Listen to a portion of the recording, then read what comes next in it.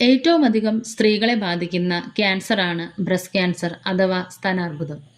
Cancer ബാധിതരായ സ്ത്രീകളിൽ പ്രധാന മരണകാരണവും സ്തനാർബുദമാണ്.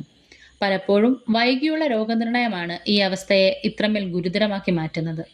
സ്വയം ചെയ്യാവുന്ന സ്തന പരിശോധന ജീവിതത്തിന്റെ ഭാഗമാക്കേണ്ടത് സ്ത്രീകളുടെ ആരോഗ്യത്തിന് വളരെ അത്യന്താപേക്ഷിതമാണ്. കണ്ണാടിയുടെ മുന്നിൽ വിവസ്ത്രയായി നിന്ന ശേഷം ആദ്യം കൈകൾ ശരീരത്തിന്റെ വശങ്ങളിൽ, പിന്നീട് തലയ്ക്ക് മുകളിൽ, പിന്നീട് ഇടുപ്പിൽ കൈകൾ കുത്തി ഇങ്ങനെ 3 പൊസിഷനിൽ നിന്ന് നിരീക്ഷിക്കേണ്ടതാണ്.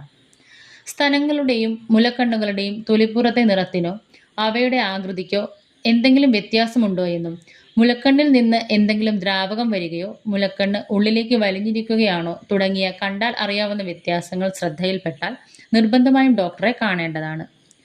കാഴ്ചയിലൂടെയുള്ള നിരീക്ഷണം കൂടാതെ ഒന്നുകിൽ കട്ടിലിൽ കിടന്നുകൊണ്ട് അല്ലെങ്കിൽ കുളിമുറിയിൽ കുളിക്കുന്ന സമയത്ത് സ്തനങ്ങളെ സ്പർശിച്ച് പരിശോധിക്കേണ്ടതും അത്യാവശ്യമാണ്.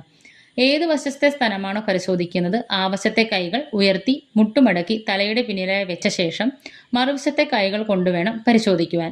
ഉദാഹരണത്തിന് ഇടതുവശത്തെ സ്തനമാണ് പരിശോധിക്കുന്നതെങ്കിൽ കട്ടിൽ കിടന്നിട്ട് ഇടതു തോളിന് പിന്നിലായി ഒരു തലയിണ വെച്ച ശേഷം വലത് കൈവിരലുകൾ കൊണ്ട് ഇടത് സ്തനത്തിന്റെ ഓരോ ഭാഗവും ആദ്യം മൃദുവായി, പിന്നെ മീഡിയം പ്രഷർ ഉപയോഗിച്ച്, അതിനുശേഷം ഹാർഡായി വൃത്താകൃതിയിൽ തൊട്ട് പരിശോധിക്കേണ്ടത് അത്യാവശ്യമാണ്. സ്തനങ്ങൾക്കൊപ്പം തന്നെ കക്ഷങ്ങളിലും ഇതുപോലെ പരിശോധന നടത്തേണ്ടത് ആവശ്യമാണ്. ഈ പരിശോധന കുളിക്കുമ്പോഴും നിങ്ങൾക്ക് ചെയ്യാവുന്നതാണ്. പരിശോധനാ സമയത്ത് ഏതെങ്കിലും രീതിയിലുള്ള മുഴകളോ തടിപ്പോ വേദനയോ അനുഭവപ്പെടുകയാണെങ്കിൽ തീർച്ചയായും ഒരു ഡോക്ടറുടെ നിർദ്ദേശം തേടേണ്ടതാണ്. സ്ത്രീകൾ മാസത്തിലൊരിക്കലെങ്കിലും സ്തനപരിശോധന നടത്തേണ്ടത് അത്യാവശ്യമാണ്. കൃത്യമായ ആർത്തവക്രമമുള്ള സ്ത്രീകൾ ആർത്തവം നിന്ന ശേഷം 2-3 ദിവസത്തിനുള്ളിൽ ഇത് ചെയ്യുക. ആർത്തവവിരാമം വന്നവരും ആർത്തവം കൃത്യമായി ക്രമത്തിൽ വരാത്തവരും മാസത്തിലെ ഏതെങ്കിലും ഒരു ദിവസം കൃത്യമായി ഇതിനായി മാറ്റിവെക്കുക. സ്തനപരിശോധനയിൽ എന്തെങ്കിലും അസാധാരണമായ കണ്ടെത്തൽ നിങ്ങൾക്ക് ലഭിച്ചാൽ മടി കൂടാതെ ഒരു ഡോക്ടറെ സമീപിക്കേണ്ടതാണ്. ഭയമോ നാണക്കേടോ മൂലം നിങ്ങളത് ഒളിച്ചു വെക്കുകയാണെങ്കിൽ നിങ്ങളുടെ ആരോഗ്യത്തെ അത് പ്രതികൂലമായി ബാധിക്കും എന്നത് മറക്കാതിരിക്കുക. നന്ദി.